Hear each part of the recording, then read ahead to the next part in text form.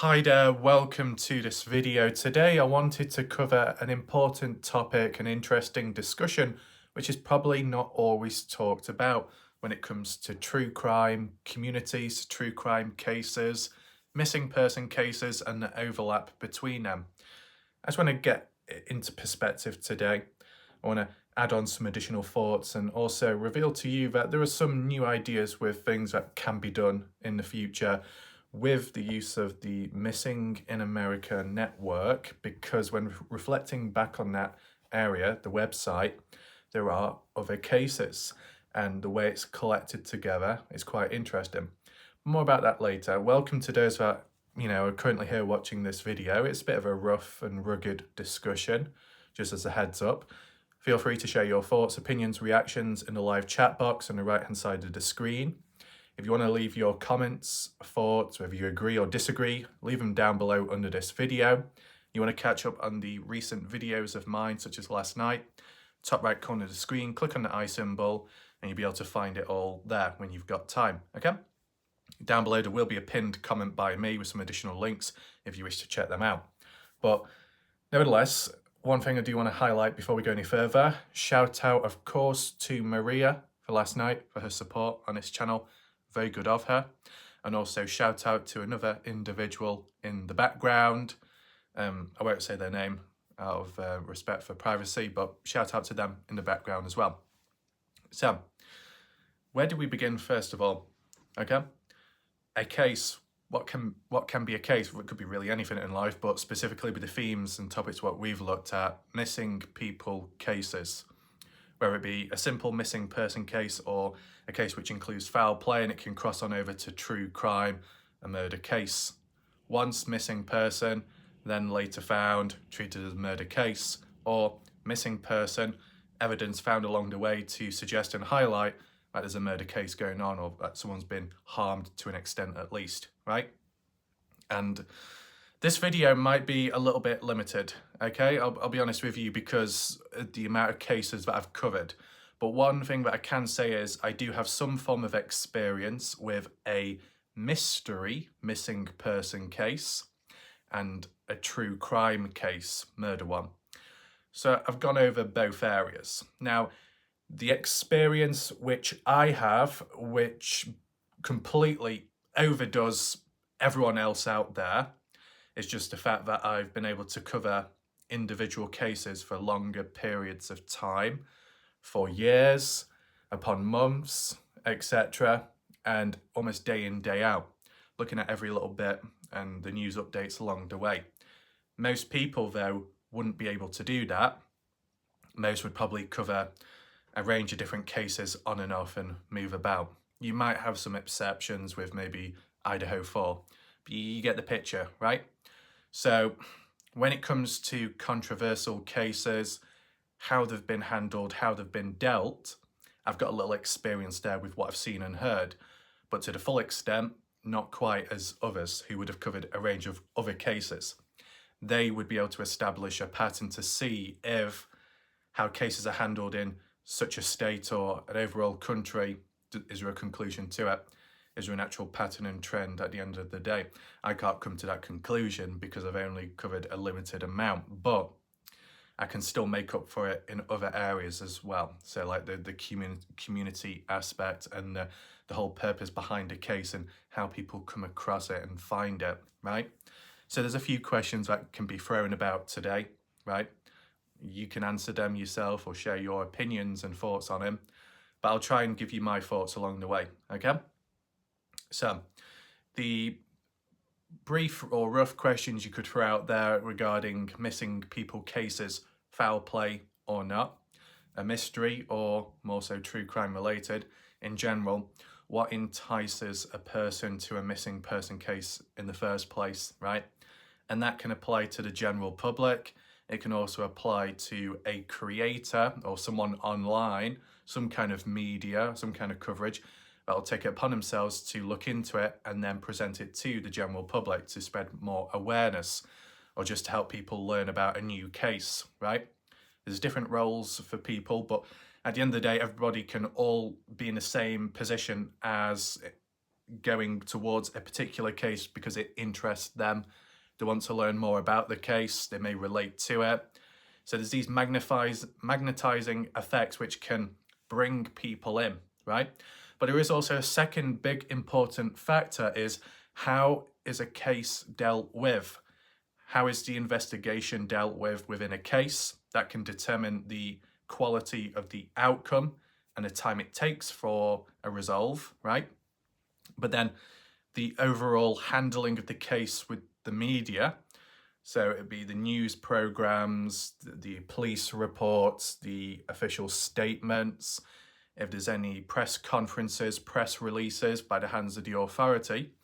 However that's handled with, good quality or poor, underdone, that can have an impact and an effect on whether the general population hear about it or not. Okay, that want, that need may lay in the hands of the ones within the case who are presenting it towards everyone as for an update, as for a news flash, some kind of breaking news. It all comes down to how it's handled with, okay? And you can get mismanagement of cases, mismanagement of evidence within an investigation, a crime scene, mismanagement in distributing information and creating false facts and confusion, right? Mismanagement within a community trying to all gather and make sense of something, but they do themselves no favors and either attack one another, hence why you get toxicity in true crime communities as a whole, or just confusion amongst one another with the Chinese whispers, the rumors, right? Can cause confusion and headaches. It could also leak into the actual insiders on the case who might get distracted as well if it does get out of hand, right? Are there any good examples of high profile cases that were eventually known at some point or another? Well, Dylan Rounds was somewhat of a good example. Somewhat high profile, maybe if you look at it overall, because I heard about it and I'm not even from the US, so that should mean something, right? And then there's been quite a few other people with time from the UK that have come across the Dylan Rounds case. So it has been put out there at least. And you've seen it on the news coverage too.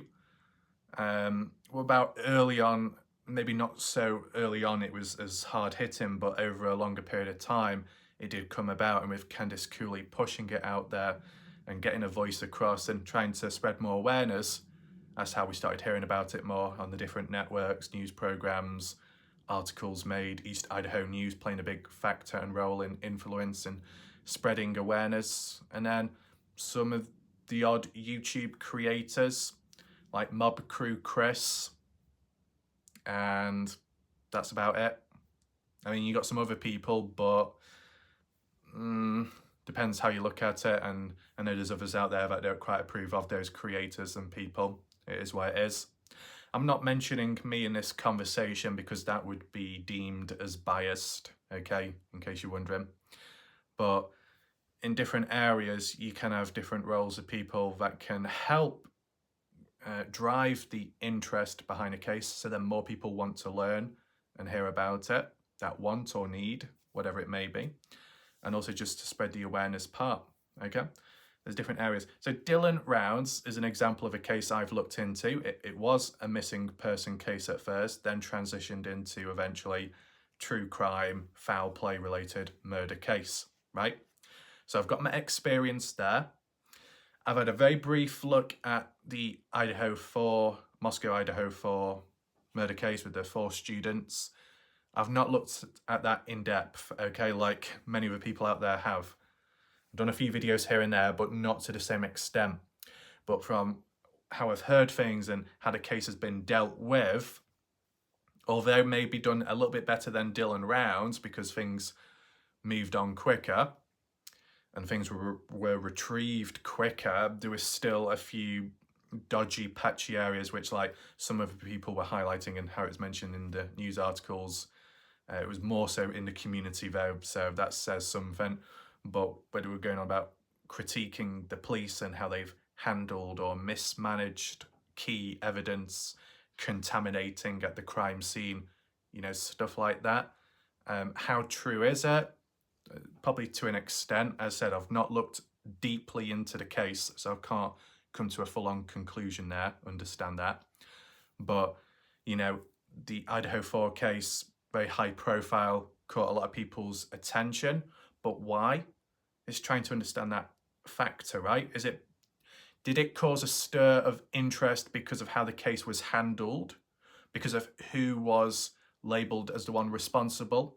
And there's a plea from outsiders that think Koberger's innocent. Is there some kind of backlash elsewhere in the background? Is it just because of the area? It's a surprise, a shock, because it's a quiet community, Moscow, Idaho, Kings Road. It's not to be expected there, but it happened. So it kind of shook up the community, and those further afar and those within the US. Is it to the extent and the brutality behind the killings and the blood dripping down the side of the house, leaking out? Is it the amount of people that were impacted, the age factor? There's a lot of questions here. And if you haven't quite understood this video yet, I'll just put it into perspective, right? Besides how a case may be handled within the investigation and how it's distributed as for the news and media aspect, the actual factors behind the case itself, specifically speaking, the details within, the location, geography, the people involved, the one possibly responsible, the victims, the extent of the brutality, all factors like that can play a role in the levels of interest people have on a case. You will get certain moments where a case may not seem that special. It may not be that dark or mysterious. It's just a simple missing person case, but it has sparked a lot of interest because it was handled well and it received a lot of, publication. It was publicized a lot in the media. Can I think of one directly on the spot? Not quite, I'll be honest with you. I could give a very rough example, but I don't think it's a good enough one because I've not spent long on it and there's still questioning in the background. But just take in mind, this is a very rough example. You look at Riley Strain, that was it 22-year-old, how body found in water, autopsy report shows no foul play, but there's still some questions in the background which could hint at foul play. But to come to some kind of conclusion that there isn't foul play by the authorities, that could say something. And because Riley, under the influence of alcohol, that could be a risk to himself at the time, vulnerable. His reflexes, his speed, his awareness not quite there, tripping over as well, hazard to himself, a danger to himself. And some background factors of the homeless encampment, etc. If you can't put that aside, right, with the way the Riley Strain case has been handled, not that badly, I guess. I said I've only looked at it once, so that this might be a bad take on the case, okay? But at least to me, it feels like the case has been handled better than other cases have been. That CCTV footage was retrieved and has been quite helpful in the case. That a family friend was able to cooperate and, you know, reach out, which has been a huge development in the death investigation. That police have been somewhat cooperative. They haven't really mishandled anything either. There has been awareness in the news to an extent. And I guess arguably speaking, within the YouTube aspect of creators, they have helped carry the case. Whoever's been involved there, they've helped carry the case and cover it. Same can't be said about me because I've just not covered it more than once. I've only done it once. But the case there, the community aspect as well may not be as toxic, arguably speaking, compared to the Idaho 4 community, which is quite toxic. And I wasn't even around long enough to see that, but I already saw toxicity there in impetuous mindsets, one-dimensional brain cells, wasn't a good look, and then maybe further deeper toxicity.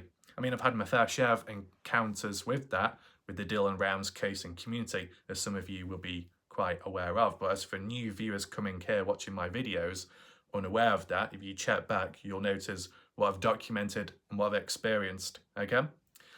But the Riley Strain case, may have been handled a bit better, less foul play compared to other cases like Idaho 4, which was quite obvious murder investigation with what happened and what was found, and well, it's pretty self-explanatory now when you look back, right?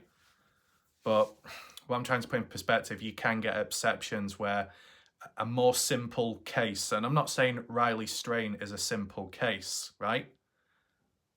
I'm just talking in general. You can get a simple missing person case which can be resolved in the future, whether the person is found alive or found dead but no foul play involved.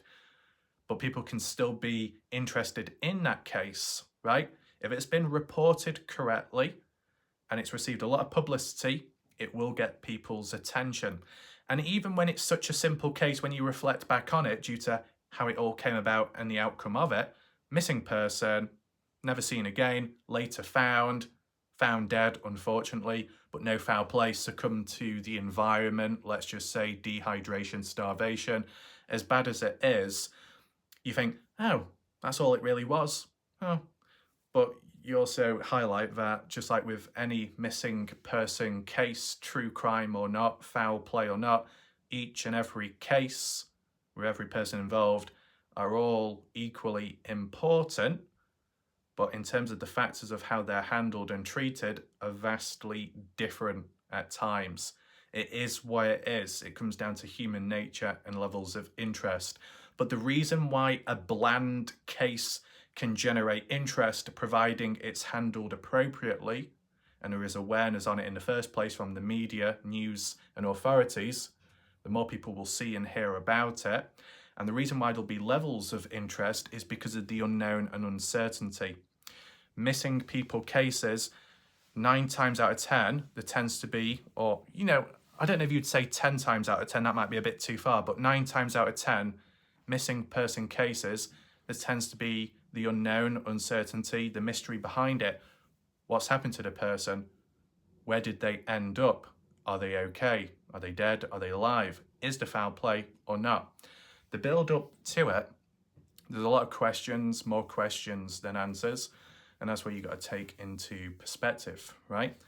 But when you're dealing with maybe a bit more of a linear case, which just happens to be true crime related or eventually transitions into true crime, if it's handled not as well, it might not receive the same level of interest within the general public. Now, a linear case could be boring to some people because there's not as many possibilities or theories or questions, but arguably, if you look deep enough, you can still find a range of different questions which have been unanswered, right? Just depends how focused you are. But besides the whole linear aspect, if it's just simple true crime related, missing person, presumed dead or presumed murdered, if it hasn't been handled the same way as a bland case and it's not been publicised as much, then the general public won't have the same interest behind it because they would have never have heard or seen it before. And I can only say this based on my experience, okay? The Dylan Rounds case, on and off, was kind of like that. I mean, I could have said the Kenny Veach case, but that's not true crime, okay? There's questions of foul play, but there's not enough evidence to support that, right? And the Kenny Veach case, over a much longer period of time, from 2014 onwards, millions of people have heard and seen the case of Kenny Veach, and it's longer term that, and it has been publicised more in the media, but not quite by the news stations, more so by amateur journalists. Yeah, exactly. But more so YouTubers and big channels on YouTube and TikTok, right? That's how people have learned about the case. But by no means am I saying that everyone knows everything about the case, because the majority of humans who come across the Kenny Veach case do hardly any research. The channels that cover the cases basically do no research on the case. They just tell the same old regurgitated story. It's terrible. But if we just talk about holistically speaking, there is more people that know about the Kenny Veach case or have heard about it at some point, and the story would have been told, which is, even though it's basic and it's regurgitated because I've heard it over and over again, the original story of Kenny Veach is more than enough to generate interest within people because it's a hiker, a YouTuber, claims to have found something mysterious and dark, went back out searching for it, never seen again. That's more than enough of interesting information of the original story to generate interest. And as long as that story is put across worldwide, all over the place online where it really matters, whether it be by official news channels, which it never really was, but more so by YouTubers, channels, big people with audiences, that should be enough to then lead to the general public in hearing about it and then the interest being generated from that, right? That's a done deal, simple as non-negotiable. The Kenny Veach case is a good example that in the hands of the general public and those that step up themselves as creators or people who have channels that decide to cover a case like that, to then put attention on it and bring eyes to the discussions by the general public, that's what generates and boosts the interest and the want to learn about the case. Then the case gets heard about more and then more people come on in, right? It happened to an extent such as some big channels on TikTok in 2021, and in 1 month, in November, a lot of people must have come on in, interested in the case, went on over to YouTube, researching, found my videos, and that's why I got 419,000 views in a single month. It's never happened since, right? The closest I got was last month, and that was at 318,000 views. But about 72,000 views out of the total were from my normal videos. The majority, the rest, was from my short videos, which was really anything and everything. So it says a lot there. But you get the idea of how at times you might get a boost, you might get a burst of energy and a wave of people that may come to you or come to the case specifically. And there's a factor behind it being generated, the level of interest and intrigue, because someone or something advertised that case and it was interesting enough for people to want to learn more about it and move onwards with it. But in another situation, like with Dylan Rounds, to an extent, it didn't receive the true attention it deserved. So when you put it into perspective with the news coverage, no press conferences, no press releases, no public interviews, that lacking, it cut off a big portion of the insider knowledge of the case, right? For that personal touch, and so more people could learn about the day-to-day updates. What had to be done to compensate for that missing was the Facebook page, and the admin being Jazz Girlson and Candice Cooley, Justin Rounds being a part of it themselves. Missing in America Network being introduced as well, I think from Jazz Girlson's side, and then Candice Cooley with Dylan Rounds' Legacy, merging it together. So you're merging, I don't know if it was pre-established before the Dylan Rounds case or not, but you merging one thing with another to compensate for the overall lack of formal advertisement of the case, right? So you can make up for it in other ways, and it does show at times when it comes to the general public, those who aren't of authoritative figures to that extent can pull along and make bigger impacts on a case than the actual authorities can, if at times the authorities mishandle a case, right? As I said, these things may not get talked about to the same extent. They might pop up in brief conversation videos with particular cases, individual ones with time, but I don't think it gets talked about a lot. And there is a lot more to this than what I've just said. There is a bit of a dark side as well when it comes to the interest, right? People's interest behind a case. It is what it is at the end of the day, right? You see me, I don't cover every single case out there because I'm not going to be interested in every single case. But in the cases I'm not interested in nor cover, other people will step up and do it themselves. And the cases they don't want to cover, I might just so be the one to cover it myself. There's enough people on this earth to cover a missing person case, but at the same time, granted, no one should feel forced or obliged to cover a case or single-handedly take it upon themselves to keep it alive.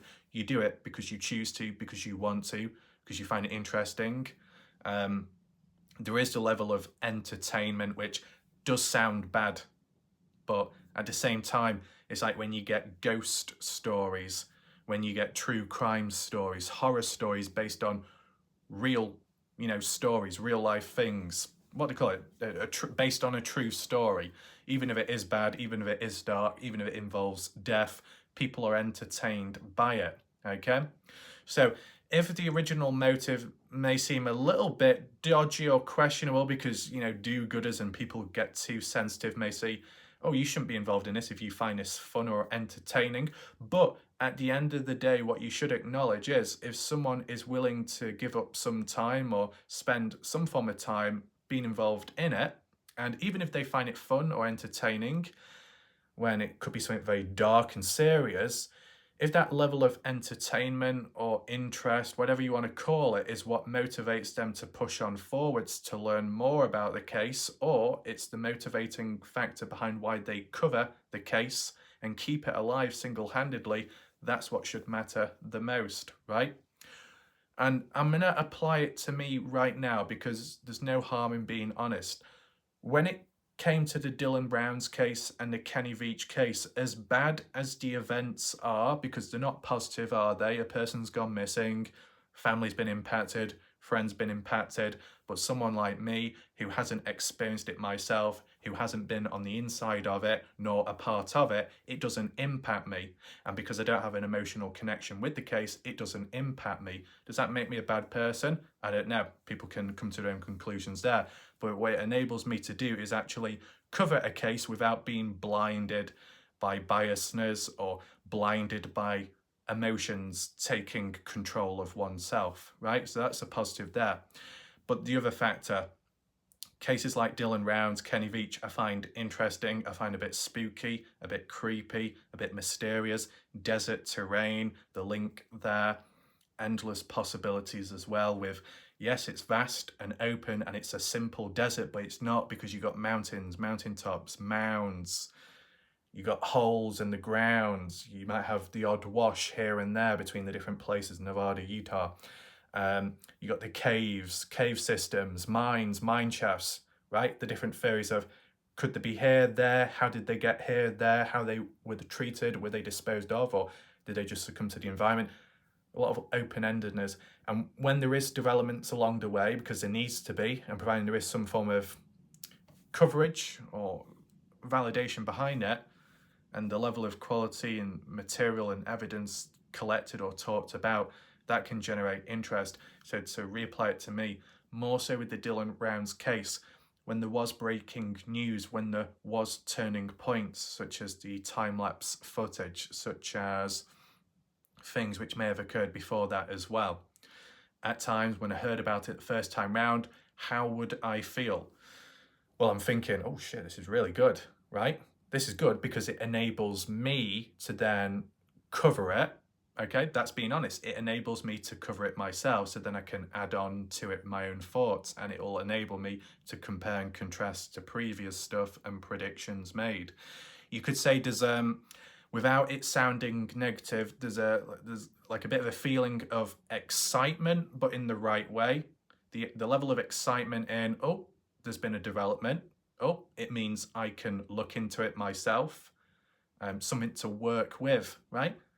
Whatever you may be doing, an activity, something formal, semi-formal, serious, whatever it may be, when you've been given something, or it's just within the public domain to look at, to handle, to touch, to look at, to read, whatever it may be, when you're given that to work with, you've got something to work with, to understand, to learn about. You get given a Rubik's Cube, you get given an ancient scripture, and you're allowed to interact with it. There can be a slight level of excitement or interest behind how you can handle it, how you can assess it, how you can apply it to the case. Can you debunk it? Is it a mysterious code text? Is it a cryptic post? Let's be honest, there are times within a case where the family or the police may reach out to the general public saying, have you seen this? Have you seen that? Can anyone help? So the general public can be engaged as well in interacting and helping between one another. Maybe there is a hierarchy, but other times there isn't. Sometimes general public can do more than the ones inside of a case, like with the Kenny Veach one. Sometimes the odd random stranger on the outside can hit the nail on the head and lead to a breakthrough in a missing person. A very rough example supposedly was, in the past, an individual was on Google Earth satellite imagery, zoomed into a lake because they were simply searching about, and when they zoomed into that lake, they saw a car submerged, contacted police, investigation, found a dead person in that car, a missing person, just like that. No one else think to look. It was just by chance, but just showed how influential a person, one individual, general public was in solving a case indirectly. It can happen indirectly and also directly, okay? So you see the levels of impact there. But to revert back to my experiences, okay, when a case feels like it's going dry or it's reached a dead end, it can be disappointing because you can't learn about the case anymore. You may think, well, what do I do now? Or what do I look at now? Do I move on to another case? Do you hold off? Do you wait? There's questions. And then when something shocking comes out because it's not expected, yes, that in itself, the surprise factor can have a positive feel about yourself. Whether you actively engage in covering a case or just simply reading up and learning about it, either way, when you're given new material to work with, research, whatever, it can be interesting. It could be fun, right? Even if it's dark, even if the evidence is negative and dark, you could still have a bit of... It's weird because it's a good thing I'm not using these examples with the Idaho 4 case, because if I did, you can imagine the labeling of someone being labeled as a psychopath or a serial killer just simply for being a bit too interested in a certain area of the case or what's been found, okay? Yeah, you could have a dark mindset. You could have a dark side to you with your levels of interest behind certain stuff. I mean, it's like with serial killers, okay?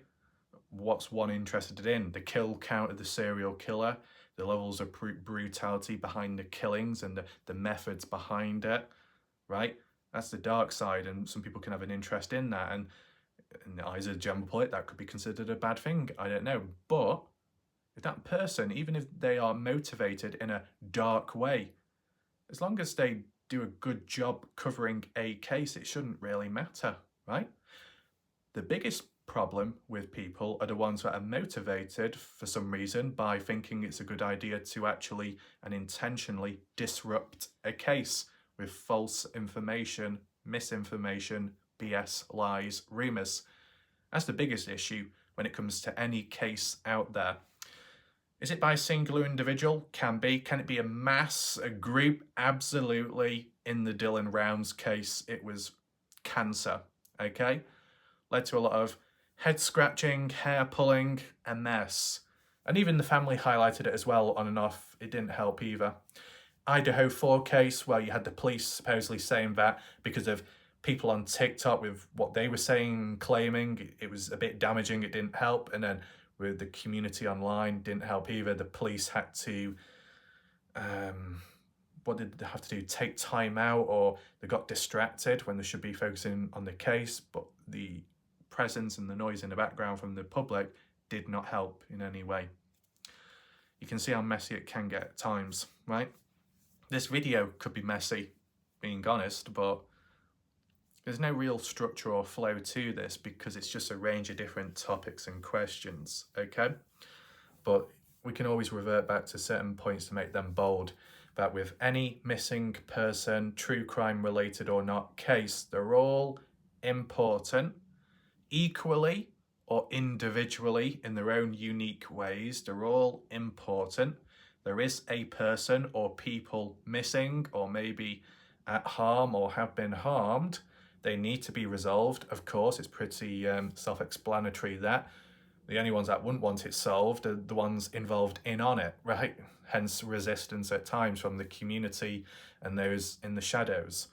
But each case can be handled and treated differently because of those assigned to the case, those on the inside of the case, and the media on how they handle it. Obviously, there is an agenda, or it's put in a spin.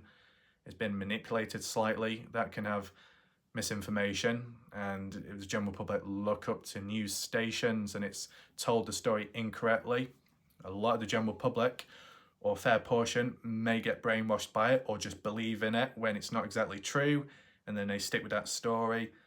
And then there's a lot of people in the wrong, well, not in the wrong, but knowing the wrong, or obtaining incorrect information, but they're not aware of it at the time, right? From a very small scale experience, I'd say in the Dylan Rouse case, it was more so within the community, the misinformation, rather than inside the case. There was a range of people that questioned the family. There was a range of people that questioned the information that came out from them and the police. People tried disproving it, but lacking in evidence with time, and it just faded out, and it was all for nothing. People made a massive prat and plank of themselves, okay? And I'll say it once again, there were a lot of prats and planks that made complete idiots of themselves in the Dylan Rouse case and community. And whilst we can always blame the higher-ups, those in power, in government, whatever, the general public can be just as bad and cancerous themselves. You know, if they hate higher-ups and they hate corruption, then they should do better themselves, because the general public can be toxic, can be corrupt, can be manipulative, can be bullies, okay? Anyone and everyone can be bad, or may choose to be bad, right? You know what I'm saying? You don't have to start saying everyone in higher up positions are bad and evil and everyone below the general public are completely innocent and vulnerable. Bullshit, okay? There's no like division, there's no barrier. All humans could be toxic, but they're not all. But the majority probably are, okay? Hopefully you understand that. If not, you check back on my videos years ago, you'll understand what I'm getting at, okay? So yeah, Dylan Rouse case was more so within the community rather than by the official news programs and groups. But the Kenny Veach case, how the story was told, the misinformation, the lack of research by all the news stations and most of the articles and amateur journalists covering the Kenny Veach case, a lot of information missing out. I've not seen a single news channel or article that mentioned every bit of key research by the likes of my channel. Never been credited to that extent. Not been referenced much at all, okay? So by the official people, yeah, the Kenny Veach case is a good example of spreading awareness on the case, yeah, but not telling the full story, so a lot of people are misinformed. Unfortunate. But surely people would be informed. As long as they're interested in a case, they would eventually find the truth. Well, you'd hope to think like that, but it depends how long people's attention spans are. It comes down to the general public that. So, yeah, I've uploaded over 360 videos on the Kenny Veach case, more than anyone else. Surely with that many videos uploaded, people would come across them eventually. So, because this is the other factor within the dark side of a case and community. It's not evil, it's not that bad, but it's just reality. That if you apply it to me, I could cover a case, any case out there, providing there's a bit of publicity behind it so people hear about the case and are interested in it, then I can start covering it myself, and then outsiders may come along. But in terms of on a day-to-day basis, when documenting a case, providing updates and ideas and doing what I can with what's available at the time, whether new material comes out to work with or not, what tends to happen, and this is based from my experience from Kenny Veach to Idaho 4 to Dylan Round's case, etc., that most of the videos that I probably make, record and upload, majority of humans will never really bother watching them. Even if YouTube pushes them out there, I could get 600 views on an important video talking about news and factors and key predictions, right? Stuff like that. 600 views, but it's shown to over 12,000 people in the YouTube feed, but the majority don't bother clicking on it. It is what it is. Regardless of my thumbnail, regardless of the title, let's make that very clear. Even if my thumbnail is very eye-catching, it's not good enough for people. Even if my title is quite mysterious but unique and still relevant, it's not good enough for people. It's unfortunate. There's nothing I can do about it, or at least so I think I can't do much about it. But the moment I upload a video saying body has been found, whether it genuinely is the person that's been found or someone similar or nearby location, everybody rushes on in all of a sudden. Oh, look at this person, look at that person, never seen them before. Don't remember, well, they've not been around for a long time. You get what I'm saying? It seems to be, if you're in a situation of covering a case and trying to cover it so that people learn about it and keep up to date, that majority of humans out there, because it is the majority, like with my sample size, it can be the majority. More of the majority don't bother watching my videos or my coverage, but the smaller proportion of people do. Regular people, shout out to them. People watching right now, people watching in the background, people on catch up. Shout out to everyone that watches this video and all of the videos from the past. The people who are subscribed to my channel and do regularly watch, or at least try to watch when they've got time, right? Shout out to all those people. But all those people aren't the majority, are they? That's just being realistic within this world and the total population of a country or the entire planet. The majority, or at least the majority if we're talking of impressions on YouTube, right? Click-through rate low. What does that mean? Well, YouTube can push your video out there, put it on the front page, put it on the side of the feed when you're watching other videos, related videos, recommended videos. You get what I'm saying? You might not click on every one, okay? My video could be out there to everyone and only a certain percentage of people will click on it because they choose to. It's a personal choice, right, at the end of the day. And as I said, 12,200 people it's shown to and only 600 people click on the video. It is what it is. But the moment a video that I do is more to do with pure breaking news that a body has been found or the body has been identified, oh, a lot of people come on in for that, right? What I'm trying to get at is the majority of people can't be asked to join in along the ride. They just want to fast track from start to finish like that. So in a setting of true crime coverage, maybe that's why certain channels out there only make one video telling the entire story and then the next video revealing the final news on the case. Start and end. But how boring is that, right? Start and end. What about everything in between? The filler, the filling of a sandwich. You're just going to ignore that? You're just going to nibble on the bread? How boring. You know, how much of a low attention degenerative span humans have, right? Not much one can do about that. It's the personal choice of the human race. And it seems like the majority of the human race only want to know about a case, true crime or not, like a story timeline, one-time video about the case and person. And then the next time they'll bother clicking on that channel again to watch a video will be the outcome and ending of that particular case. So scrap everything else in between. Scrap the important evidence found along the way, the new theories and developments coming out along the way. Oh no, that doesn't matter to people. It's a bit pathetic, isn't it, really? Right? But you will always get dedicated people who will watch from start to finish, or not even on one's channel, just simply follow a case from start to finish, or at least try to. Those are good individuals, right? Not always, but often, or fairly often, those are the type of people to understand a case truly. Those are the type of people to show a bit more of an understanding, right? when it comes to different outlooks and opinions and perspectives, because they've seen more, they've heard more, they can put it into their own mindset and compare and contrast with others, right? But someone that just rushes on in, then rushes out and then comes back in later, they don't know all the context behind a case. So what can you do about that? You can't really do much.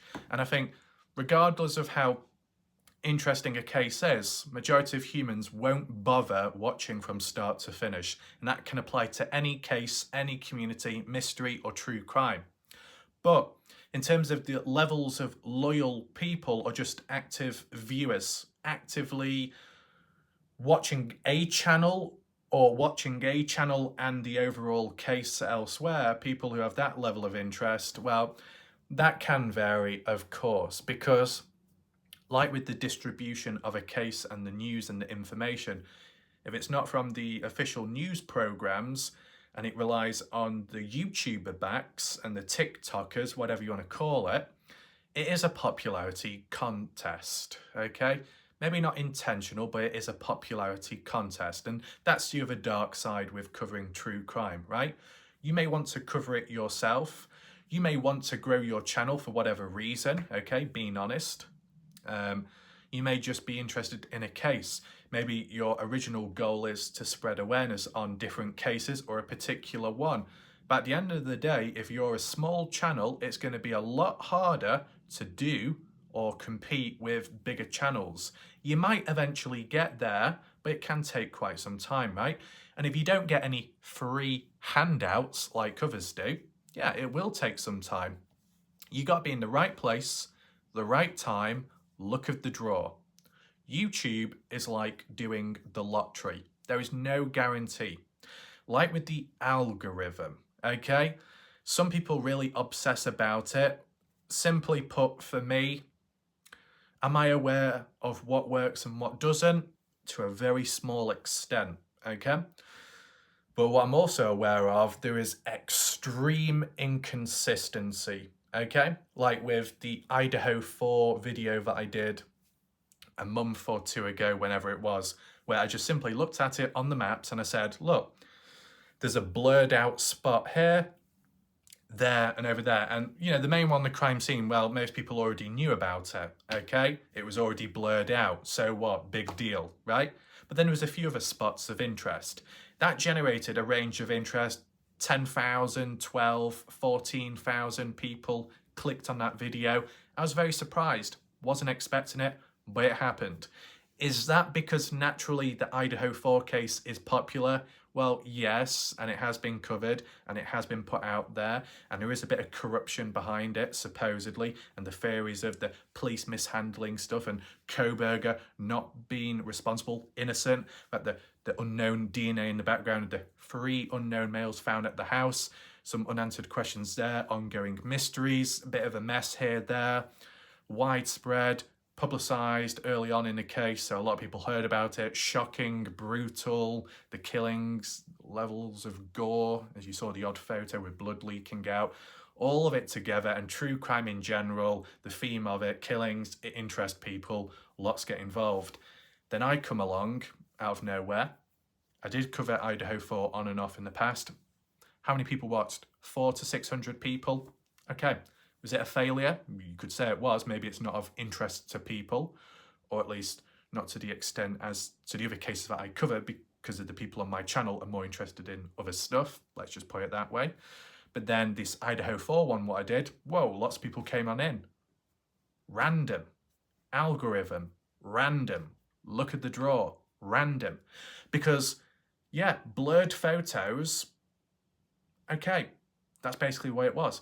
I did a video before that, a few months before that, of doing a video saying this is the only photo of an unblurred picture of the Idaho 4 murder house.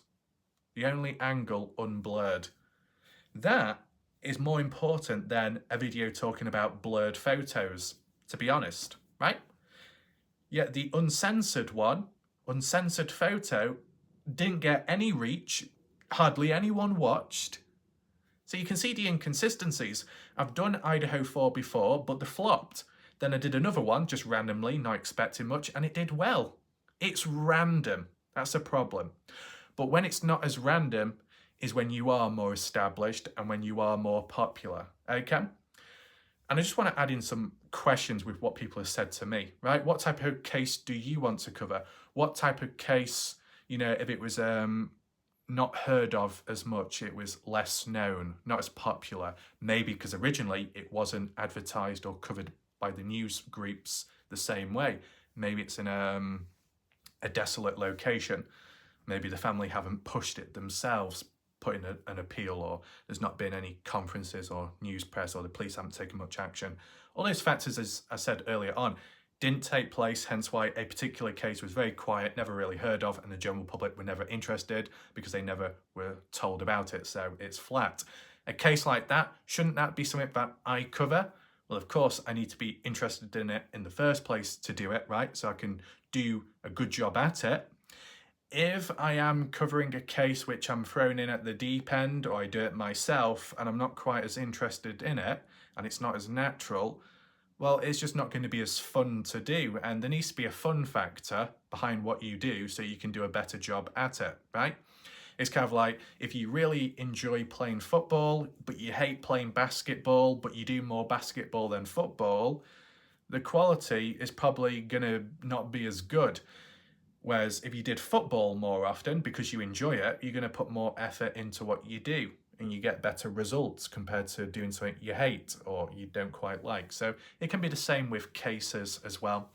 Even if you're just simply reading in and just researching, making notes without any videos being made, you might pay more attention and pick up on more and have a better memory recollection on a case you find interesting or enjoy, right? And I don't think we have to prove it scientifically. I think it's self-explanatory, right?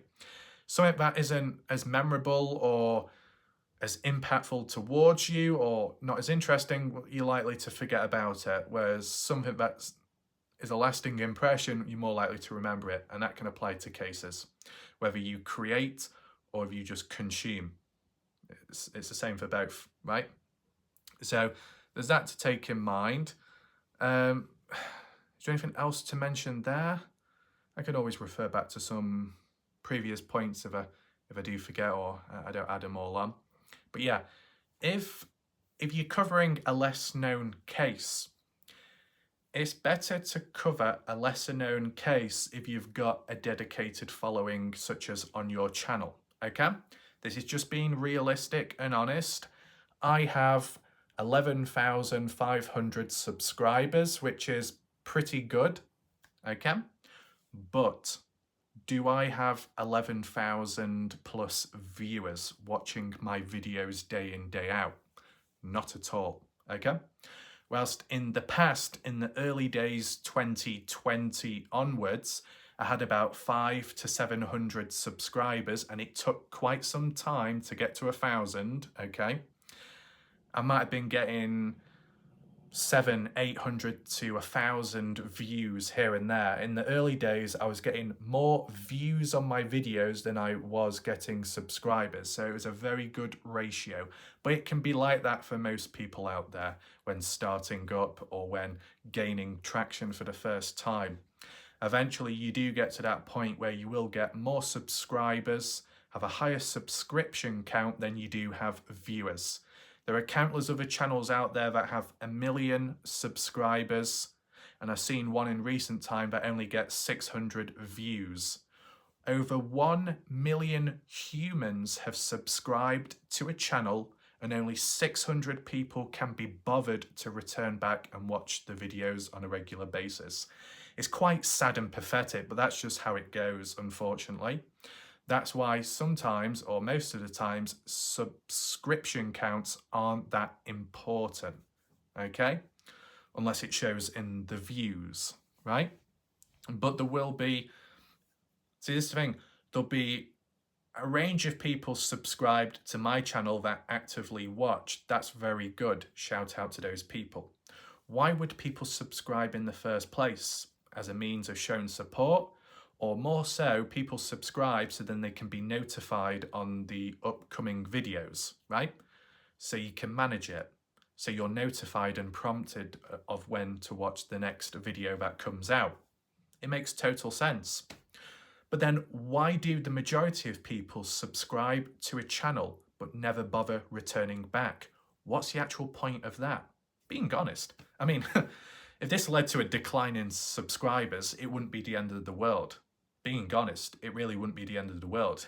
As long as it stays above 1,000, being honest, okay, it's okay.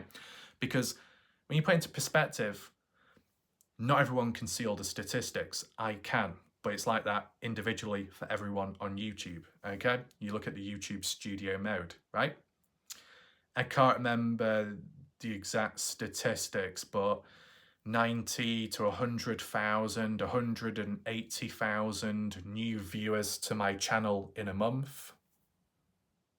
Yeah, so the majority new people. The majority aren't like returning back, they're just coming in and then going out afterwards. And then along the way, some people subscribe and then forget to come back. So there's always that small chance that because of the notifications on YouTube are broken, right? YouTube notifications are broken, so people can be subscribed, give it 2 years later, they return back to your channel and say, oh, I didn't know you've uploaded videos. Oh, I see. That's YouTube to blame, right? I've heard as well that if somebody has a high subscriber count and the majority of people who've subscribed don't come back to watch the videos, that can actually have a negative effect on a channel and negatively impacts the algorithm of future videos of that channel. That's why some people actually beg and plead, saying don't subscribe to this channel if you're not going to return back because it'll harm the channel. It's crazy how things go, right? So I'm fully aware that yes, I've got 11,000 plus subscribers. It could be considered impressive, but in terms of the output of videos, it doesn't match at all, okay?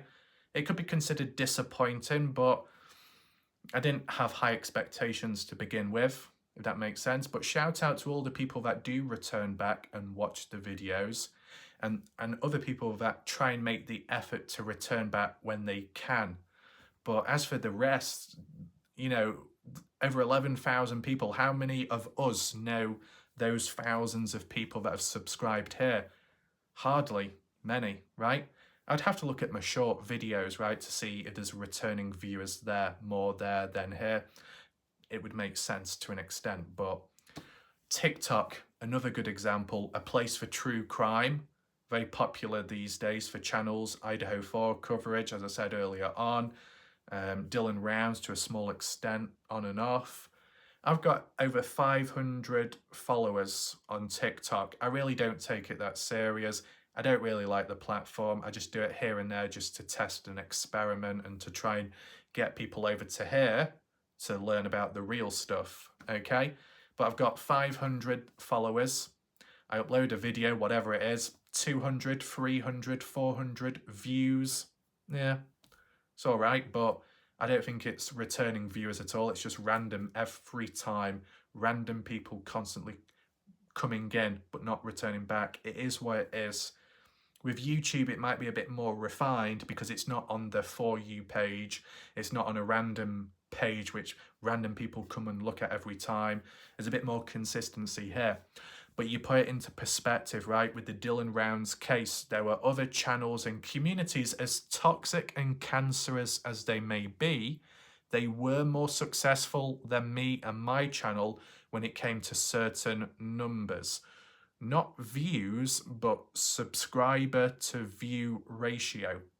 Some people out there have 1,000 to 2,000 subscribers and they get 1,000 to 2,000 views. Live viewers or people watching on catch up afterwards. That's a very good ratio to have. You might have a gated, closed community, so there's no real room for future growth, but what you do have right now in the present, everybody's all coming back. Everybody's all focused in. That's successful. I'm not there, okay? Will it ever come to a point where I regularly get 10,000 views per video? For me, in my mindset, I think that's impossible. I don't think that will ever happen for me, okay? Sometimes I genuinely think that views are capped and there's nothing I can do about it. I'm fucked. I'm screwed. That's it, okay? But this is being realistic. This is why we talk about the dark side, right? And with all the talk about statistics and failure, at times I fail on YouTube in the past, right? Why does it matter so much? Why is it all about me? It's not. But in terms of my experiences, and if I'm trying to cover a case, and if I'm advised or there's a suggestion to cover a lesser known case, is it worth doing it when majority of people won't watch the video? You get what I'm saying? So does that mean you just throw it aside and not give it any attention? Let's not twist it, okay? You can have the exception where a lesser known case could be interesting, and the interest is more important than the views. So you'll naturally cover it because it's of your interest, and then what can come with it may come success in awareness, right? But if you're just doing it for the sake of spreading awareness, but you know not many people are going to watch, it seems a bit pointless, being honest, okay?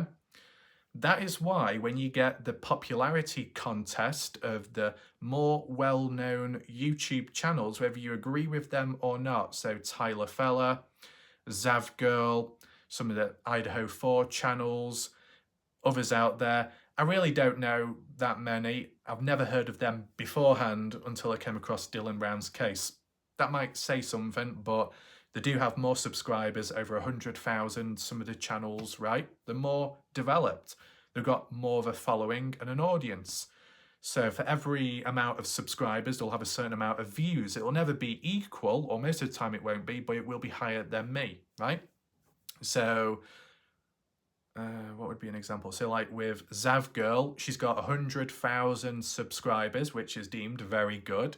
She might get 10 to 20 to 50, 60,000 views per video, which is still pretty good, to be fair.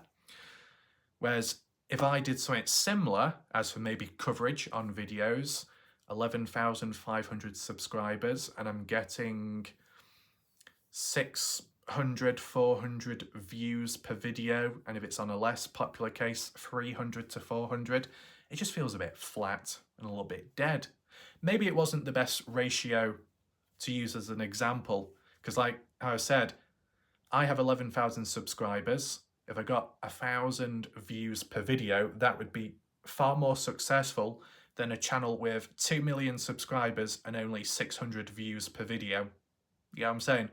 So it's relevant to the ratio and the situation.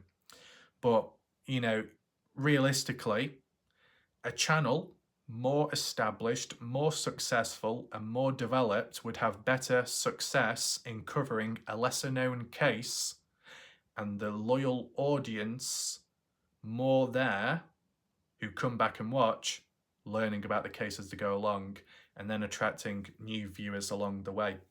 So in better ways of putting it, YouTube channels which are more popular will have more success in covering a lesser known case and being able to spread more awareness than someone like me, right? Kenny Veach, maybe that was luck, I don't know. Because I always think back that when did I cover it? 2020. What was that during? Lockdown, right? With the virus. So if there was never a lockdown, there was never a virus, and if I covered Kenny Veach at the same time, would I be where I am now? I don't know. I wonder if I should do a poll. It's a bit random. It is random. But nevertheless, what's happened has happened, right? But I think there are factors and elements to counter certain negativity, to really drive and boost something, right? If you want to definitely spread awareness, you want to keep something alive. There's a difference between spreading awareness and keeping something alive. Keeping a case, keeping a name alive tends to be you're already underway covering that case to begin with, right? You've already taken it upon yourself to cover a case, and now it's now time to keep it alive. As for spreading awareness, that's like the icebreaker, getting into a case, a missing person, true crime related or not, and trying to make an impact on the scene, right? Because indirectly, there will be competition between different channels in the timing of when news is presented. Like with paparazzi, people rushing on in to get the news out before anyone else does. They want to be on top. It happens. How do you compete against that? Because this is another unfortunate reality to a smaller degree. I have covered videos on Kenny Veach in the past, okay? And while some have got over 100,000 views, the majority are under 10,000. That's just reality. But there's been some videos that I've covered and have got, till this day, only 800 views. It's hard to believe, right? But over only 800 views on a video talking about a certain topic. Dylan Rounds, same thing. 500, 400 views on a video. Why is it such a big deal? Because I covered certain elements before anyone else did. But then a year or two later, a channel comes on in, regurgitates the same thing without even crediting me. And what do they get? Hundreds and thousands of views. But why? It's because they're popular. They got a wider audience in the first place, so they will get naturally more views. It is what it is. But with gaining more views, then YouTube will see that as a positive and then boost the video and push it out there more. And because the ratio of interaction on that video compared to the subscriber count and the views that come on in, it's seen as positive, so YouTube identify that and push it out there with the corrupt, manipulative algorithm, okay? So it being a race at times irrelevant, because a lesser known, random, everyday person could mention something very important, but because their voice isn't heard or because they're not advertised out there as much, or the video, it gets forgotten about, it gets swept under the rug. You could have had a breakthrough. You could have found something very important and you wanted to share it with the entire world before it was too late. Well, it was too late because nothing happened, no one heard about it, and when it's too late and when it is finally covered, oh, it's by a popular person, the typical popularity contest, right? So when you are dealing with that, it can be a cutthroat environment. It's not always nasty, it's just a shame if you're in a situation like that. How do you work around it? How do you cover a missing person case, a murder true crime case, when it's so popular and saturated? Idaho 4 is a good example. Well, at that rate, you got to think outside of the box. And in order to think outside of the box, you have to have an interest in the first place to, navigate your way around a case and look at it from a different perspective. You need to have the interest and the possible excitement and the fun side, entertainment behind it, as bad as it may seem, to get you over the line, right?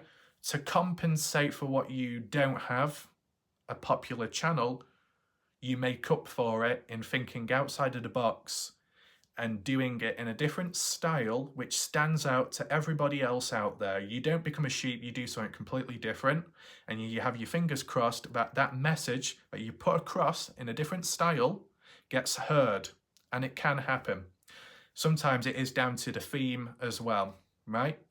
So I can do a formal video talking, presenting information, reading out text, analysing it.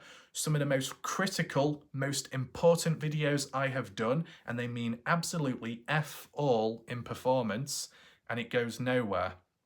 But then the moment I decide to do a map analysis of an equally important or lesser important topic, it ends up doing better. But not every video can be done in an outside of the box way. Some videos have to be formal and maybe at times a bit boring. And other videos can be more creative. It depends what you're talking about, what you're working with. If you have a lot to work with, that can help as well whilst being creative.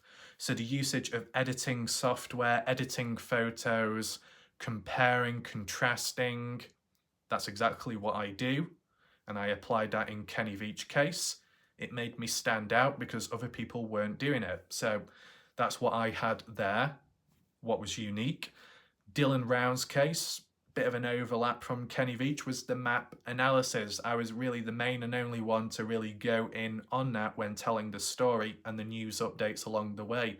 Instead of it being a blank screen or me showing my face or looking at a still photo, I did try using the map more to compensate for other areas lacking. And that's what kind of got me over the line at times, right?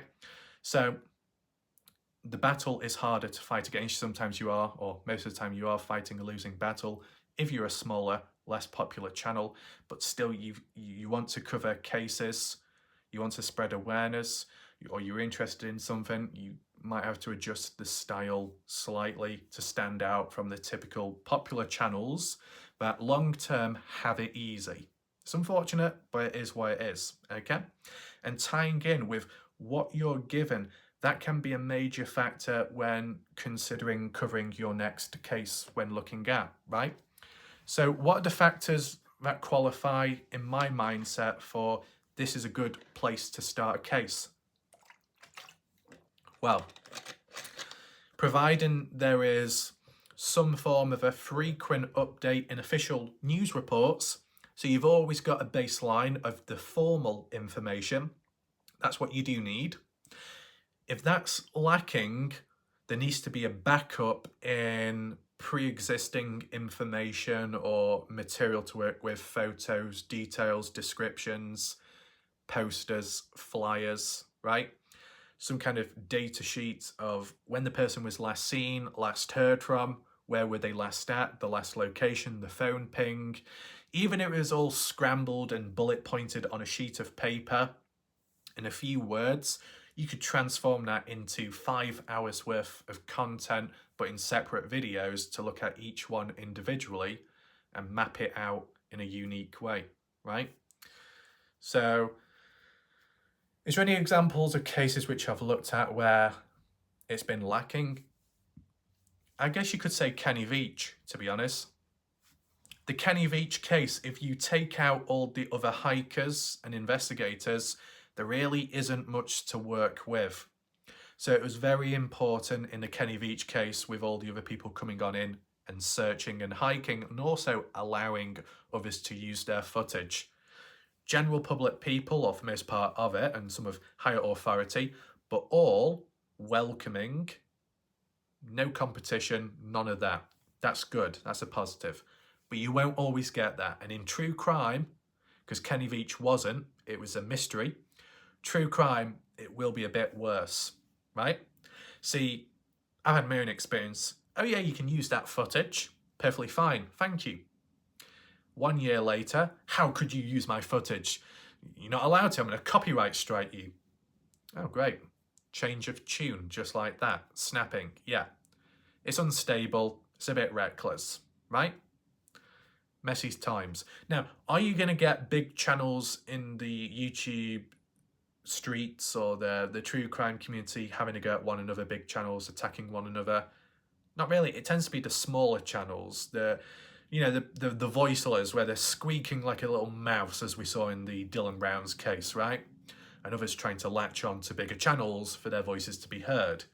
Kind of like when a Polish individual, another one out there, not the other one who they may think it refers to, but another one, was tagging everyone left, right and centre, Zavgirl and some others, saying, could you explain yourself as to why you did this or that? And it's like, why should such a big established channel explain themselves to such a small individual like you online?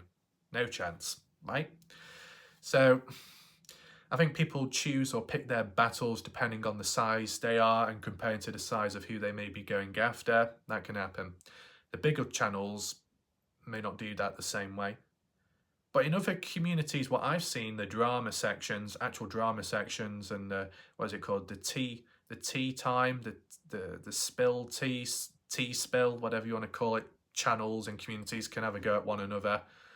The downfalls, the YouTube documentary sections of YouTubers, their past and their downfalls and redemptions and all of that. Yeah, critiques all over going after one another. I've seen it there. I've not seen it to the extent in true crime community unless you have, okay? But if you just threw me a case right now, okay, you said, cover this case, how would I react? Well, first of all, I'll be like, what are we looking at location-wise, the terrain, the geography? Do we have a brief description of the individual, where they were last seen, last heard of? Is there any final phone pings? Because if there's that type of information, then I can apply it onto a map and then begin the story, and then that opens up the theories, which then I can take control of myself. That generates the interest and then pushes me on to think outside of the box. But I can only think outside of the box once I've understood the basics of a case, and there is some form of a formal story and narrative to begin with, because if there's no story or narrative, you could go anywhere. You could go anywhere with that case and be as unrealistic as possible, and it's a complete mess. So you need a form of stability along the way, guidelines whilst you're learning about a case always, okay? Then the next big thing would be, is there any CCTV footage? Are there any photos of the individual where they were last seen? Can we use it when analysing it? If so, very good. But then, whilst you've got all that at hand, I didn't with previous cases, and other people didn't. The Kenny Veach case, no CCTV footage, none at all. The healing store thing, that's something else. In terms of the leading up or on the day of the person going missing, no footage, no photos, nothing like that. Dylan Rounds, no CCTV footage, nothing quite like that, which we were allowed to look at. There is some evidence in the background in the case, but it's not been revealed publicly. So that's the other factor you got to take in mind, right? What's of public information and what isn't? What is easy to get a hold of and what isn't? Because depending what country you're from, you may not have access to everything. So within the US, with certain court documents and court papers and even simple news reports and channels, access denied if you're not from the US. It's unfortunate. So you can be restricted and limited at times to what you do. Some people could flip it over and say, why don't you cover cases in your own country? It feels a bit weird doing it. And if it was close to home, it's kind of like setting yourself up for exposing yourself.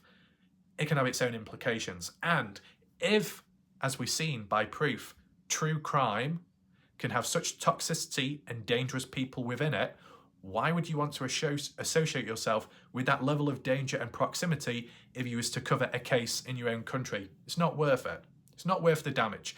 The general public could say, oh, do it anyway. They're not a creator. They're not going through that trouble. They're not putting themselves at risk to danger, so they can say whatever they like. They don't understand, right? Obviously, there's some viewers that do understand. But like with the Dylan Rounds case, all the people from the US and those closer to others in the case and characters got attacked. Some rough things happened, right? All because of disagreements and falling outs and tension. As petty as it may be at times, it happened. And because they were all from the US, it was easy to get hold of one another in terms of information, phone numbers, addresses, locations, stalking, whatever. But a person from Brazil or US aren't going to go out of their way to go after someone who's in Iceland or Antarctica, right? So the further you are away from a case, the better. Call it armchair detective. You can't say that because I don't have any arms. Well, I do have arms, but not on this chair. So I'm not an armchair detective. I'm not even a bed boy detective. I've upgraded there, so that's something. But reverting back to that original point, that you could have a simple individual, not in a rude way, who covers or finds something unintentionally on Google Earth, such as that lake, pond, with a car wreckage inside of it, submerged, and then find a body within it, or at least alert police or alert someone about it, and then investigations go underway, and then it's retrieved, right? Someone just simply looking on maps, could be from any country in the world, who goes on maps and finds something, lets the authorities know, and it leads to a big case being solved, a big moment, a breakthrough. Breakthroughs can occur no matter where you are in this world, right? A little bit of communication, someone in the right place at the right time, looking at the right thing, may see something no one else does, then alerts everyone else about it. providing it does get heard, and then look at the chain effect it can have. So whether you're boots on ground or digitally speaking, both can leave a footprint behind and can work out, right? To put things into perspective realistically, okay, if people want to show a bit of resistance or counter me, with the Dylan Rounds case, I was called out because I wasn't boots on ground, because I wasn't from the area or the country, because I didn't search for Dylan. It made me a bad person and I didn't do a good job when covering the case. That was the argument people had. People saying, but I didn't solve the case. I didn't find Dylan Rounds. Well, my question to all those idiots out there is, well, what about the people that were searching, that were boots on ground, who weren't inside of the investigation or on side with the family? They just went out there themselves by their own terms, even when Candice Cooley told them not to, okay? Those type of people were boots on ground, spent some time out there, recorded it as well.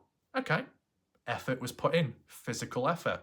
You may praise that. You may say that's a good thing. But my question to you is, did they find Dylan?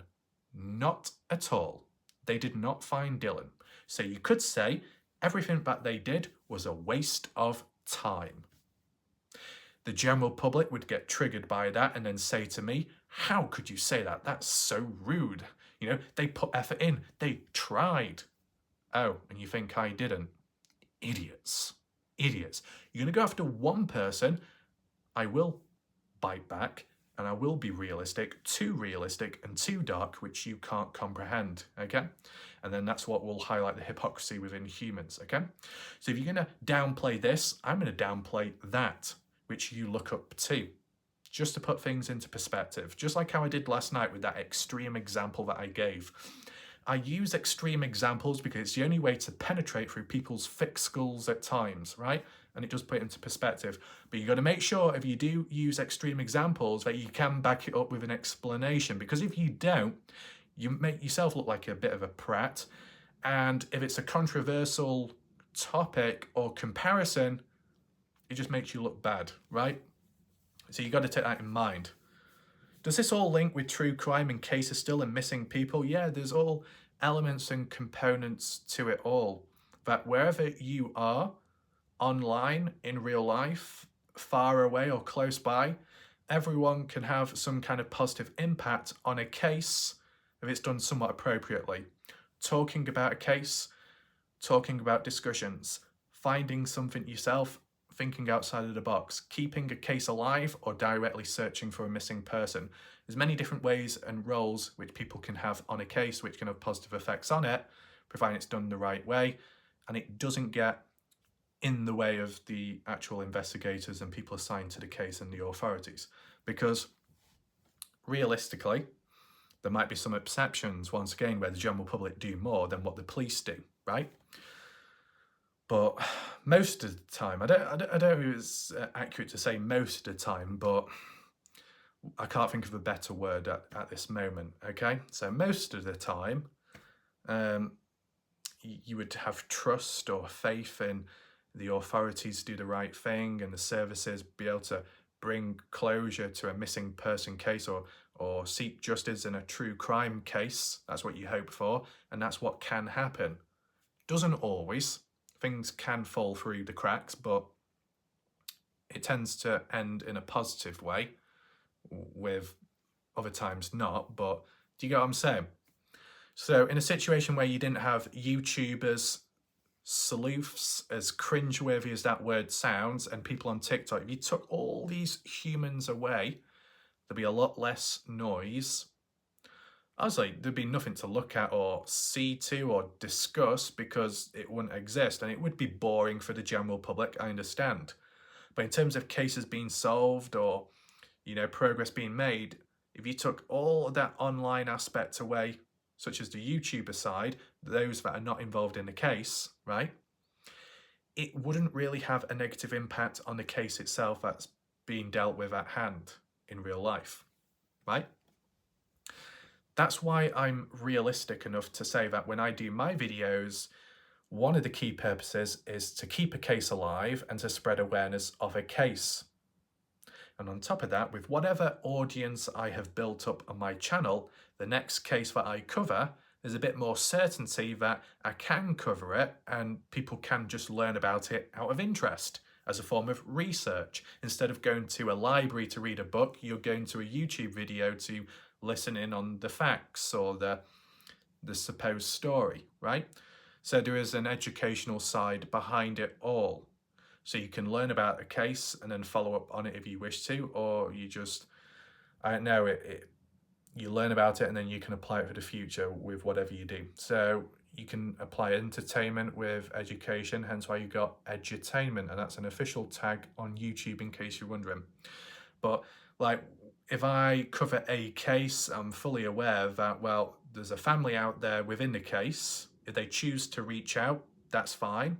Sometimes they have reached out in a natural way and it has helped a lot. And then other times when it hasn't happened, well, it is what it is. But, you know, if you've got the police in the background, you've got the LE, and then you've got some other key individuals, detectives, whatever, assigned to the case, that's their role. That's their job. That's why they're doing it. And that's what they should be doing. And it should be somewhat of a success, right? So there's not much to worry about. But in the meantime, whilst that's going on, most of it tends to be behind the scenes. So you don't really get an insight to it. So I guess with the aspect of a certain role of investigators or media coverage online on YouTube, for example, if someone gets insider knowledge, information somehow, and then shares it to the general public, provided it doesn't harm the case, well, that can help the general public learn about a case. Because if there's hunger there, but it's very silent, what do you really do? You can't do much. So if someone can bridge the gap between the silence so more people learn about it, that's a positive, right? If someone can just simply fill in the void when there's silence to think outside of the box, kind of like what I do, even that in itself is good enough, I would say. And it can tell us, it can tell a story along the way, right? So different roles. But if you take those roles away, it doesn't mean to say then that a case will never be solved. It's just that the case might be a lot quieter nowadays because no one's covering it, right? But with awareness can come the right resources depending the state of a case. And if those on the inside of the case are willing to welcome that outside help, which at times doesn't always happen as we've seen. But an example of when it does go right: true crime or mystery missing person, Kenny Veach, missing person. The general public have done more over time than the family have ever done. The actual family of Kenny Veach, excluding Susan Veach, who has assisted with time in revealing information and sharing her side of the story. But the majority of the Veach family have moved on. Yet the general public, who have never known or been in the presence of Kenny, have actually put in more time, have actually gone out in the desert compared to the family have, and tried searching, right? Whether those theories of maybe the family don't react because they know Kenny's okay and he's elsewhere, but they're not telling anyone, so it's a wild goose chase. Regardless of that, the initial intent behind humans out there, locals or not, people are physically going out there searching for Kenny, risking their life when the family aren't. So it shows how much of an impact and effort can be made from the general public when trying to resolve a case, when others have given up, and even the police as well, or at some point gave up and treated it as a cold case. So that's definitely an important factor, because I've been behind it, I've seen it myself and how it's happened. But when it's come to my actual coverage, whether it be complemented by the hikers that have gone out there, providing content and material to look into, which can link with the case and theories, of course, the videos that I've done, outside of the box or not, more so the popular videos that I have done, look at the draw, there have been times where people have come on in and then have been inspired to go on the hikes. I mean, it's not directly because of me, but there is a factor, a part of it, that some of you will know SB Vega's Adventures, and he's developed his channel very quickly and has grown naturally, okay? Has been hiking out there. Originally, he was never around, but I guess the interest in some of the videos that I covered and Sean Horlacker and Jeff Clark brought SB in. It's encouraged people over time to get involved in the case, and at times with the right resources, the right people have come on in that can help and assist to make the situation better. So the Dylan Rounds case, the odd local has come on in with key information. It's helped to better our understanding. But that's only happened because I've done videos spreading awareness on the case and have consistently questioned things, which has then yielded an answer from someone eventually. So sometimes this repetitive nature of doing stuff can eventually lead to an answer. Although people say doing the same thing over and over again, but you expect a different outcome, someone's definition of insanity. Yeah, I can do the same thing over and over again and then eventually get a different outcome. Just like when I was playing the Division 2 on the, was it History Museum mission on challenging difficulty, and I played it about 72 to 75 times, most of it on hard mode or challenging, whichever one it was, to unlock, was it the bullet storm, the bullet something, and some kind of AK-47 assault exotic weapon in game, not even real life. Yeah, it was proven that you can do it over and over again, and eventually the chance of it dropping will happen. Just like how covering a mystery, a case over and over again and questioning, that someone gets sick and tired or eventually hears your voice and decides to answer back and gives you an answer which you could never have got before that. So you get the idea there, right? But to revert back to a true crime mystery case, as long as there is material to work with from the moment you get involved in that case, it can help as a form of guideline to guide you through it, so you know where to start off from.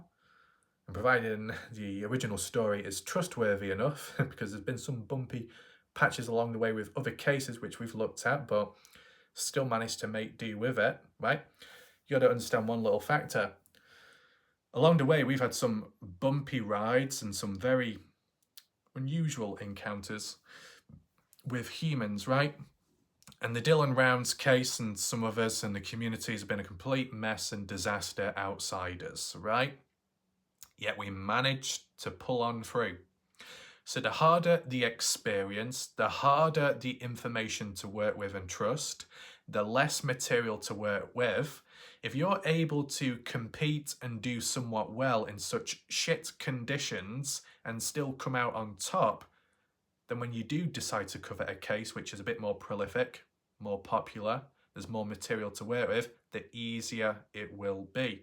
But still, every case will come with its own challenges, whether it be a popularity contest, trying to stand out from everyone else, the crowd, in true crime fashion, or if it's more so additional roadblocks and barriers along the way. Can you truly trust this or that? Is there any twists and turns along the way? Any resistance? There's different elements to each case, right? But as long as you can cover a case which you're interested in, that's a good start. As long as there's some kind of material to work with, so you got some groundwork and foundations, that's what matters the most. If you got absolutely nothing to work with, then what can you do? You can't really do as much unless you're in a position where you can do more, right? So I always take that into consideration. And to revert back to just simply the audience will have likes and dislikes, regardless of what channel may cover it out there. People may be more interested in a brutal death than a simple missing person case. Some people may be more interested in the type of area and terrain it focuses on. So if it's in a swamp land or a woodland, people may be more interested in that rather than a busy city setting, just because in the woodland there's that mystery of what's out there. Wildlife, creatures, Bigfoot, bears, darker things, paranormal, right? Bit more mystical, bit more mysterious and deep and dark dependent, right? But in a city, it's like, well, it's just people around. It could be some gang members, could be a homeless person. And that's still bad, and it can be still interesting, but not to the same extent. It's like with when people listen into stories, they may have a preference. They only listen to stories on YouTube if it shows a setting of raindrops on a window, or if it shows a slideshow of creepy photos from a forest or a haunted house. People will have their preferences. Once those preferences are aligned with a particular case, then people will follow, right? So it's like give and take a few factors. Obviously, the best case scenario would be you've got a case which interests a wide range of different people for numerous reasons, but the case may be controversial, so that brings in its own audience of skeptics and people trying to make sense of it and showing resistance to the supposed truth and narrative. And then you've got the obvious reporting of the case by the media that is shoved out there to many different states and broadcast, so a lot of people hear about it, and then people then made the decision and might be influenced in looking more into the case. Obviously, that would be the perfect case and scenario. But then you always look back and you take in mind and consideration, like what I've said, like with Dylan Rounds, you take away a lot of the people and the creators and the audiences, that with less people on a case, there's a bit more peace and quiet and less controversy, less inner conflict, less distractions, less confusion and noise. You got more time to think, there's a bit more patience. As long as there's always people on the inside of the case or authorities assigned to a case in real life, then everything else that follows after it doesn't matter as much. As long as the main people are involved in a case, and as long as the case hasn't gone cold, that's what matters most. Everything else after that is kind of a bonus. So for the online side, the social media side, that comes second before, the main formal in-person stuff. So if there's only a handful of people covering a case online, it's not the end of the world. It might make it easier if everyone can all come together in one place rather than be divided on multiple channels with different points of views and agendas, hence why it can lead to people being attacked in those circumstances, like with the Dylan Rounds case in Community. The Idaho 4 case would be the next good example, because you'll have the communities that truly believe that Kohberger is guilty, but then the other communities out there that truly believe Kohberger is, one believes he's innocent, the other one believes he's guilty, right? Arguments against one another. No, he's innocent. No, he's guilty. No, there's someone else in the background responsible. Oh, it's someone that knows the victims. Oh, it's another student. Yeah, a lot of noise all over the place. And with each creator having disagreements and falling out, each creator will have an audience in which the audience members will fall out with one another audiences. It's a complete shit show. A sheet show, kind of. But some of the cases that I've covered, excluding Dylan Rounds, or if you was to include Dylan Rounds, more so nowadays, you haven't got that, right? And to be honest, when I think about it, with the Dylan Rounds case, just as an observation, very small one, as a lot of people were attacking one another and people being sent out to attack and cause disruption, never really came across a wave of people on my channel going elsewhere to cause trouble, because it just didn't really happen, right? And I'm talking about an organised hit. Not just the odd rogue individual, but I'm talking about a wave of people that come on in. And as I've seen in the Dylan Rounds case and Community, it was a wave of people. The soggy individuals, the dark side brain dead zombies, the nuts, the towers, the feral animals, all of them. And then people that were once this and then assigned to something else. To be honest, there was more allegiance changes within the majority of humans in the Dylan Rounds community than a person going through transitional surgery of gender change. Says a lot, doesn't it? Back forth, make your mind up. But within the communities, people couldn't make their minds up, and people displayed the goldfish mentality. Is the goldfish mentality applicable to other true crime cases? I don't know, because as I said, I've not been around those communities long enough.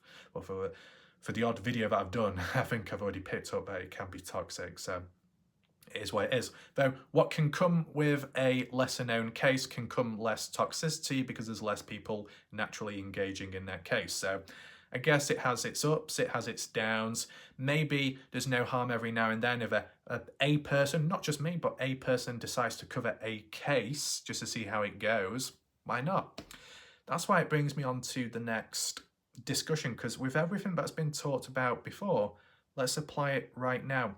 So, like with the Dylan Rounds case, Dylan's legacy merging with Missing in America Network, Jazz Girlson, Candice Cooley working together.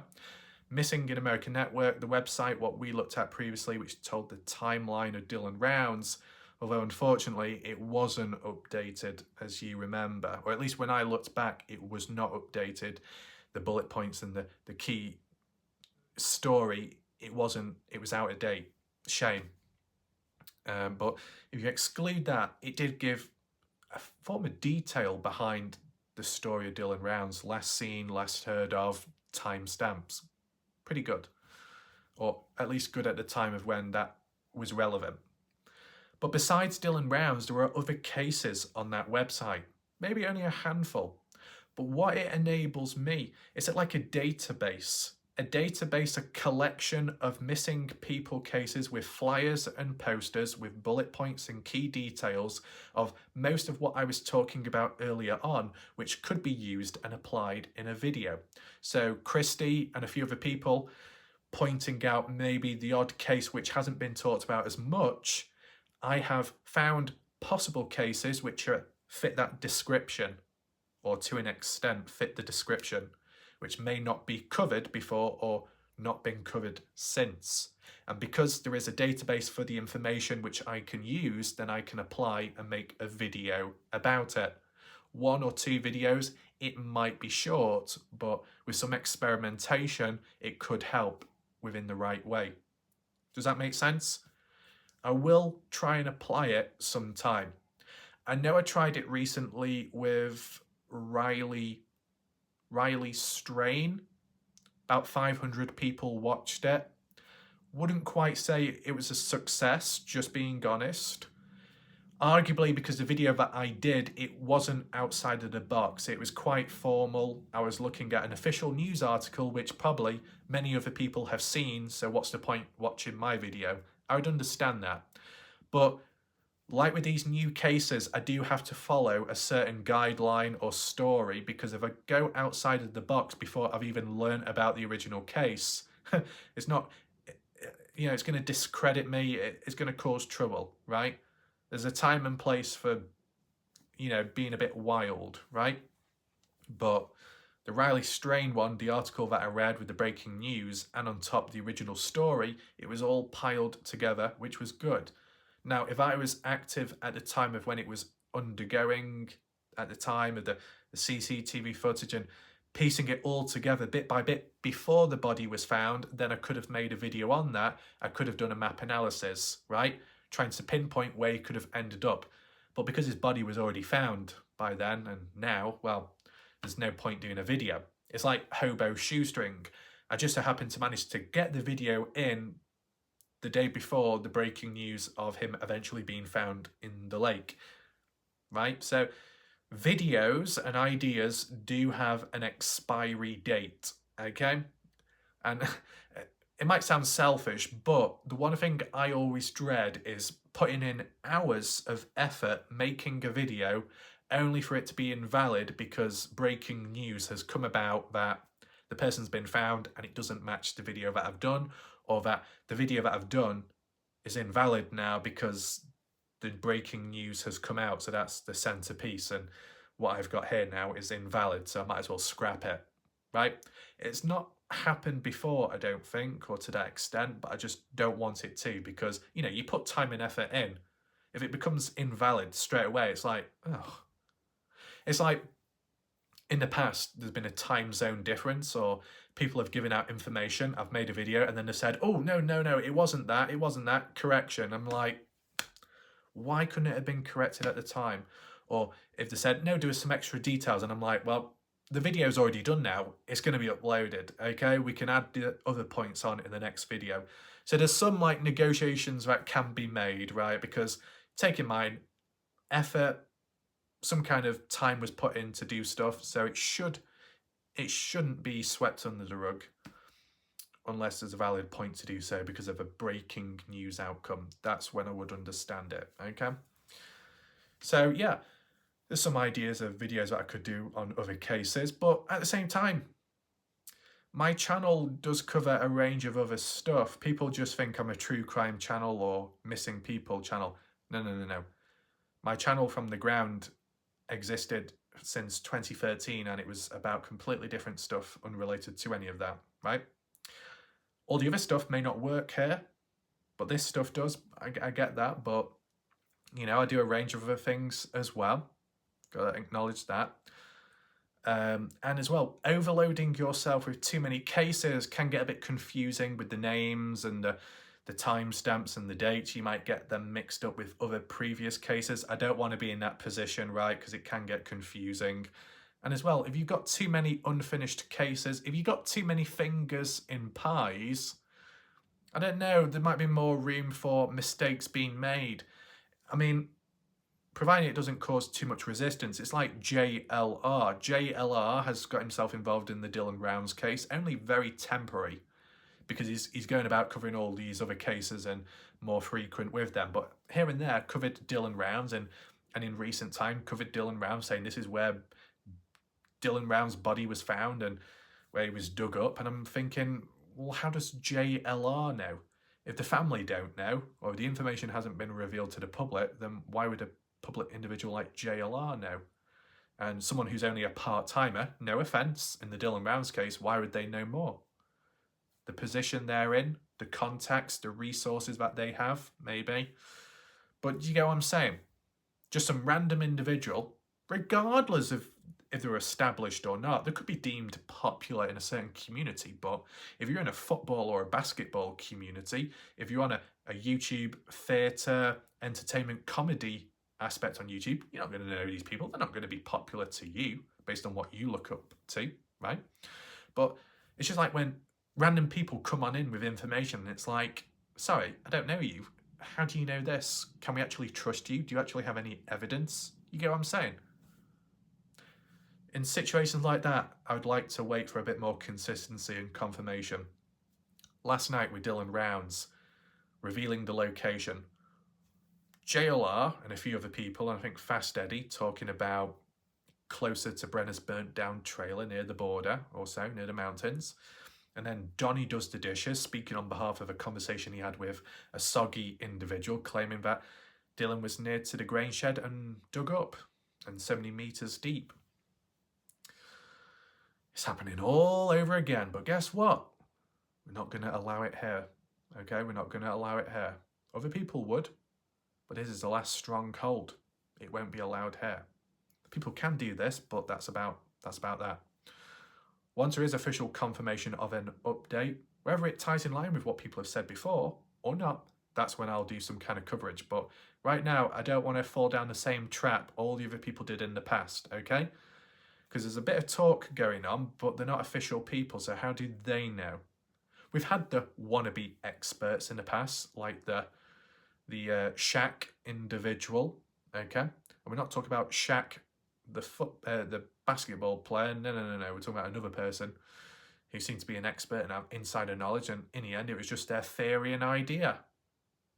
And I just want to use as just a very brief case study for anyone interested, okay? The Shaq lady is a perfect example of an individual who simply shares their thoughts and ideas and theories, but how they originally presented themselves, unintentionally at times, maybe an accident made on behalf of them, was what they stated and what they said literally sounded like a fact. Like they knew it, they heard it from this, they heard it from that this happened and that happened, yet it never did. And in the end, they basically said, I'm just giving you my thoughts and ideas.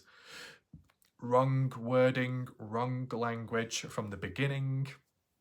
You can understand how wording and language is so important when especially covering breaking news, a case, a story, information, or an idea.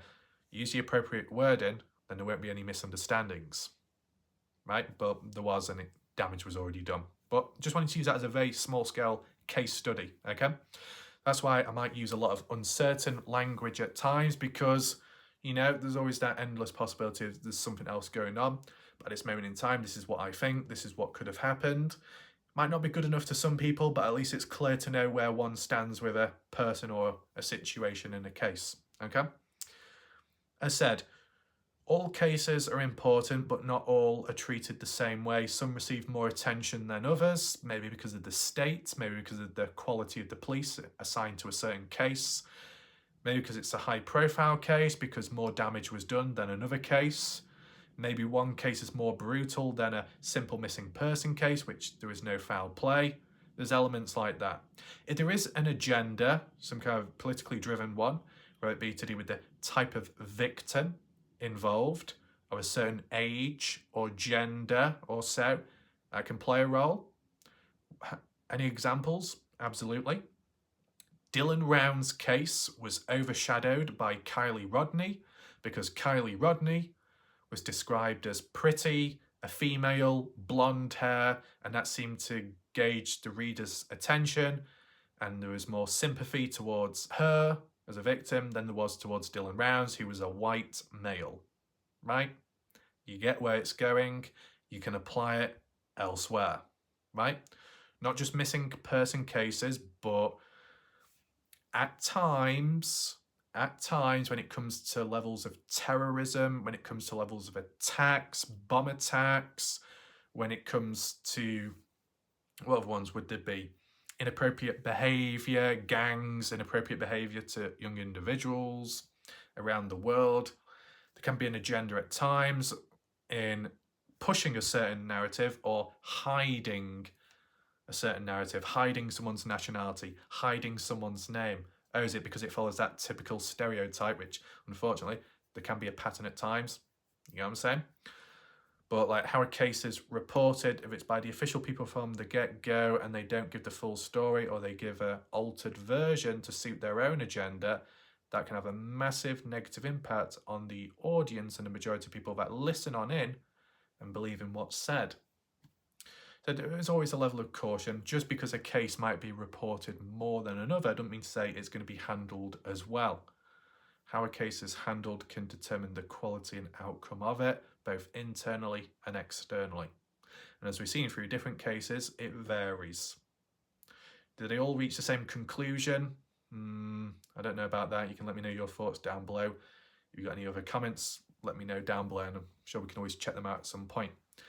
So thankfully this video was done in one take, no script at all, absolutely nothing in front of me. You can even do like a counter of how many times I licked my lips because they did get a bit dry when I was talking, but that's what happens when you talk for quite some time. I needed to do this video. I needed to reveal the dark side of true crime, missing people cases, but also the reality of it all in one video to put it in perspective, because this has really never been done, right? Hence why I've done this video now. So we'll leave it there for now. Next time round, I'll see what video to do. I might need to type a loose end in the Dylan Rounds case. Okay, slowing down a little bit there, but I'll get onto it when I can. Shout out to anyone that did watch or who will watch. If you did join this video late, be sure to rewind back to the beginning to truly understand what was talked about today. And yeah, thanks for watching. See you next time. Goodbye. Good night for now.